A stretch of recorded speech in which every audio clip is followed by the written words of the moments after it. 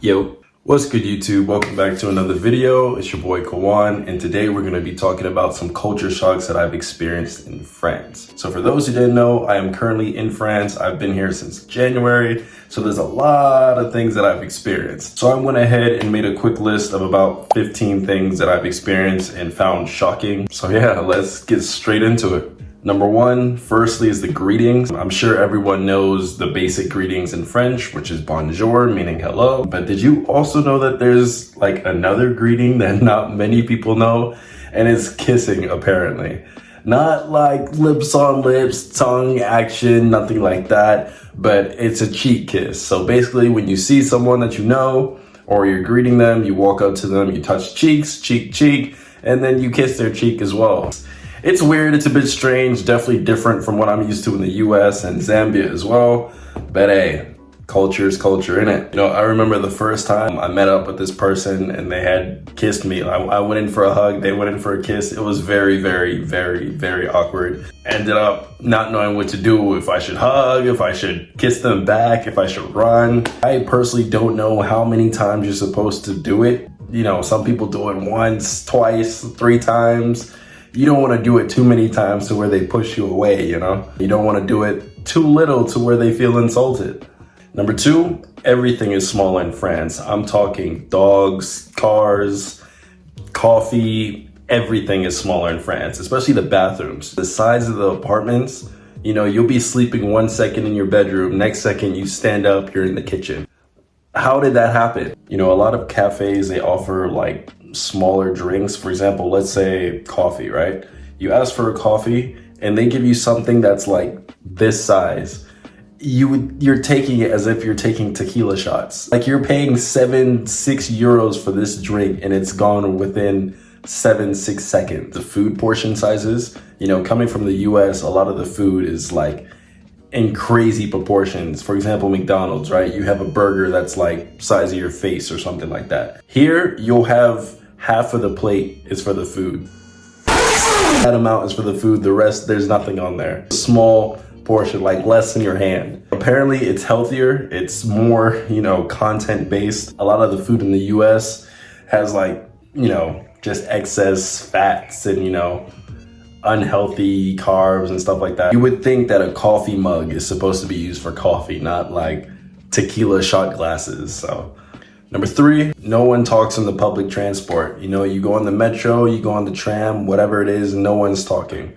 And if you talk, you're getting off. Now I'm playing, but for real though, like no one talks on the public transport. There's like no laughing, no music, just straight faces and getting to where you're going. I mean, it's not an all bad thing because I personally feel like people talk too much sometimes, but it's a lot of mean mugging. You would like cough on the public transport and people will look at you like you just beat up their grandma or something. You know, even things like answering the phone on the metro, a whole conversation. If you do that on the public transport, they're just going to look at you the whole time. The whole time you're on the phone, they're just staring at you. You know, they know your whole life. Oh, I gotta go put on the ointment. They're hearing everything you're saying. You know, I try my very best not to look on TikTok while I'm on the public transport because, you know, if you laugh, they're just going to be staring at you. Like, they're gonna look at you the whole time until you get off, so don't laugh. Number 4, Sundays are completely dead. There's nothing going on Sunday. I mean, shops are closed. There's barely anybody outside, barely any traffic. If you want to go for a walk, go for a walk. Otherwise, there's nothing else to do on Sunday, really. Everyone's home, chilling. You know, the French love to relax. So yeah, that's what Sunday is mainly for. So be sure that you do all your shopping the day before, Saturday, Friday, whatever. Even though these days are very packed, yeah, that's when you have to do your shopping. You guys know that hunger that comes like around 3 p.m., 2 p.m.-ish on a Sunday? Yeah, just forget about that. You're starving Sunday, okay? Unless you have food already, prepare to starve. Number 5, the French take their bread very seriously. I mean, let's get this bread or we're chasing the bag, chasing the bread. Yeah, they literally will chase that bread. It's to the point you'll see a lady pushing a stroller. You know, you'll think there's a baby inside. No, it's a baguette. There's a baguette inside the stroller. I don't blame them because the bread here is fantastic. It's amazing. It's probably uncomparable to anything else I've tasted anywhere. Yeah, you always see a guy with a baguette under his arm going somewhere. Number 6, people do not smile in public, and that's a very normal thing. Us Americans, we tend to do this little smirk thing when we see someone that we know or at least seen before. Yeah, we don't do that here. We will look at you in your eyes and not say anything and just keep it pushing. You know, I once smiled at this old lady and she looked at me like I sat on her baguette. So yeah, just don't smile at people and you'll be good. Number 6, everyone smokes. I mean, everyone smokes. Most people smoke. You'll go outside and you have a higher chance of getting secondhand smoke before you get some fresh air. You can find people smoking at cafes, restaurants, parks, even going to school. Even the schools have designated smoking spots. I mean, not everybody follows it, but they're there. Vaping here has also gotten big, I'm not gonna lie. I mean, even the size of the vapes have gotten crazy. You would look at it and think it's a tablet. Number 8, tap water. That's it, tap water.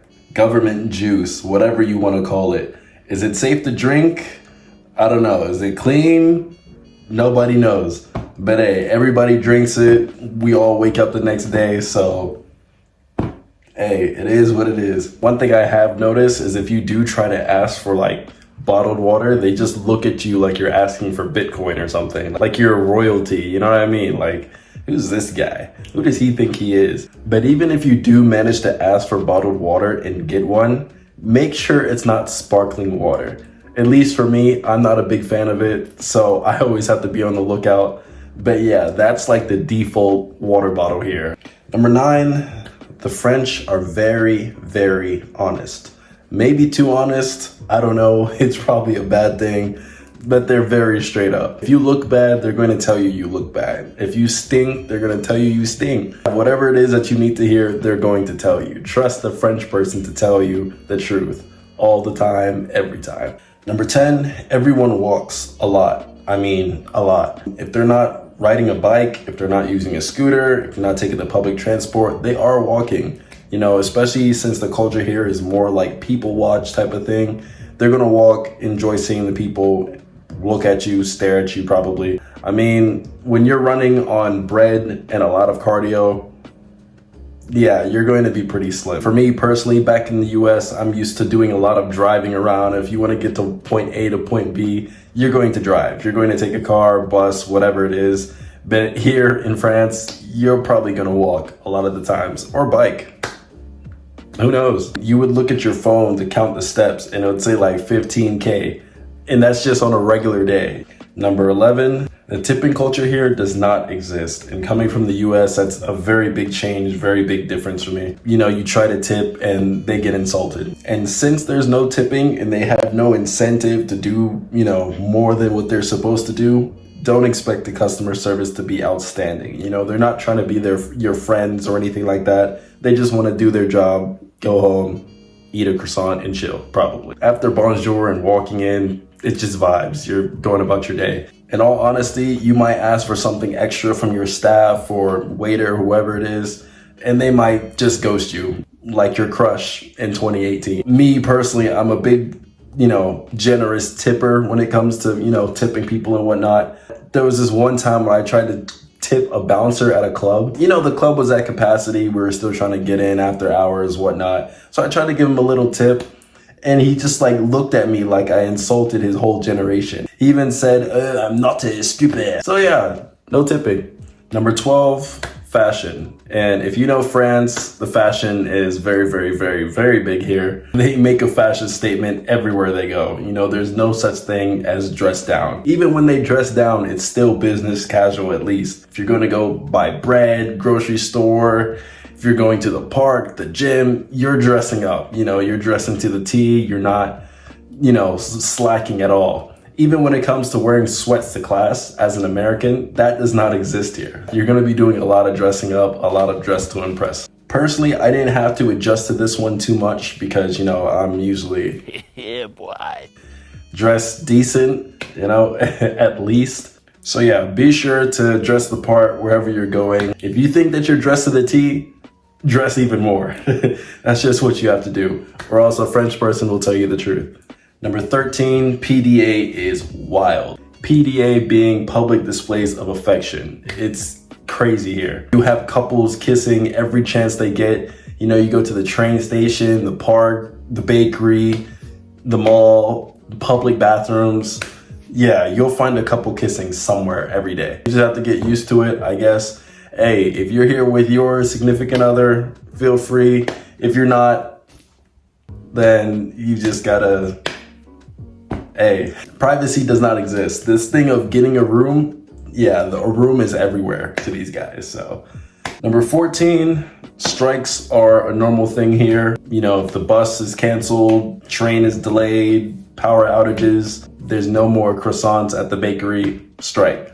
I mean, that one might be a bit understandable, but still, strikes all the time. It's like checking the weather, you know, every day when you wake up, you have to check the weather and check to see if there's a strike going on. So yeah, I mean, it's not necessarily a bad thing because I guess you have that freedom of speech as well, you know, so they're kind of just like exercising that, you know, they love to protest, love to have a voice, but yeah, expect a lot of protests.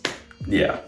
Number 15, you have to greet everyone as soon as you walk into an establishment. If you're in a grocery store, a room, classroom, whatever it is, you have to greet everyone. Me personally, coming from the US, you know, if there's people in a room, you don't really know them, you're not inclined to say hi to them or greet them. It's a nice thing to do, but it's not like disrespectful if you don't necessarily. But here, if you walk in a room and you don't greet everyone or you're very selective on who you greet, it's beef, it's a problem. Yeah, you're gonna have issues. 16, just as a bonus for you guys, learning the language. So it depends really on where you go. Not all French people are the same. Let me just clear that up now. When you go to Paris and where I am, Lyon, it's a bit different. Paris, because they deal with a lot of like foreigners and tourists and stuff like that. A lot more of them speak English and are used to, you know, having to translate and stuff like that.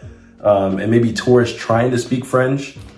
But here in Lyon, when you try to speak French and you're English, they appreciate it. They're like, okay, he's trying at least. But in Paris, if you're trying to speak French and you're not French, yeah, they don't like you. I'm just telling you now, they don't like you. I guess the whole stereotype is Parisians are very mean people. At least the people I've asked, I don't know, but yeah. Boom. So there you have it. There's my 16 culture shocks I've experienced here in France. It's been crazy since being here. Definitely a lot of adjusting, things I have to get used to, things that, you know, are very different experiencing coming from a whole nother side of the world. Personally, I feel like the culture shock kind of adds to the value of being in a new place. You know, if the culture was the same from wherever you're coming from, you wouldn't enjoy it as much. So I feel like being in France and, you know, experiencing these differences kind of makes the whole thing much more worth it. Yeah, so prepare for it. So whether you're planning to study abroad, move to France, just visit, tourist trip, whatever, these are just a couple things you want to keep in mind. Again, it might not be for everyone. It's just my opinion. Personally, this is what I've experienced, what I've seen, or maybe what other people have told me, and, you know, I might have agreed. Otherwise, France is a lovely place. I love it. I love the people. It's a great time. Love the food. Love the bread.